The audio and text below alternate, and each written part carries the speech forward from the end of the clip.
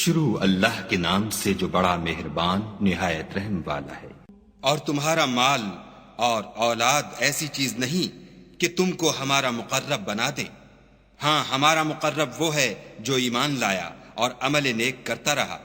ایسے ہی لوگوں کو ان کے اعمال کے سبب دگنا بدلہ ملے گا، اور وہ خاطر جمع سے بالا خانوں میں بیٹھے ہوں گے۔ جو لوگ ہماری آیتوں میں کوشش کرتے ہیں کہ ہمیں ہرا دیں، وہ عذاب میں حاضر کیے جائیں گے۔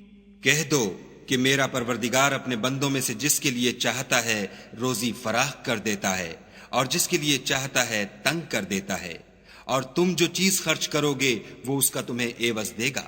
وہ سب سے بہتر رزق دینے والا ہے۔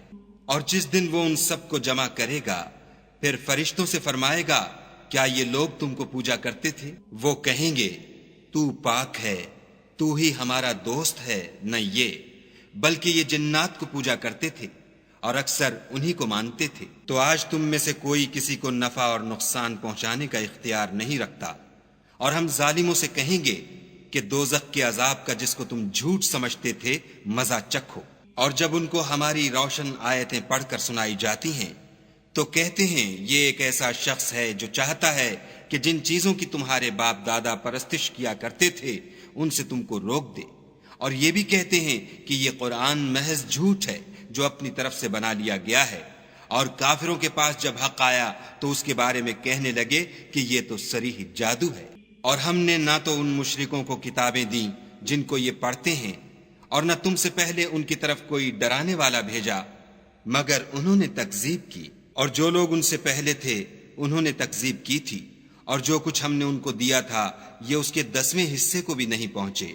تو انہوں نے میرے پیغمبروں کو جھٹلایا، سو میرا عذاب کیسا ہوا۔ کہہ دو کہ میں تمہیں صرف ایک بات کی نصیحت کرتا ہوں کہ تم خدا کے لیے دو دو اور اکیلے اکیلے کھڑے ہو جاؤ، پھر غور کرو، تمہارے رفیق کو مطلق سودا نہیں، وہ تو تم کو عذاب سخت کے آنے سے پہلے صرف ڈرانے والے ہیں۔ کہہ دو کہ میں نے تم سے کچھ صلہ مانگا ہو تو وہ تمہارا میرا صلہ خدا ہی کے ذمے ہے، اور وہ ہر چیز سے خبردار ہے۔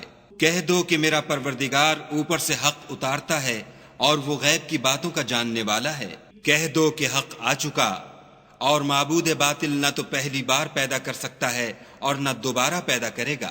کہہ دو کہ اگر میں گمراہ ہوں تو میری گمراہی کا ضرر مجھی کو ہے، اور اگر ہدایت پر ہوں تو یہ اس کی طفیل ہے جو میرا پروردگار میری طرف وحی بھیجتا ہے۔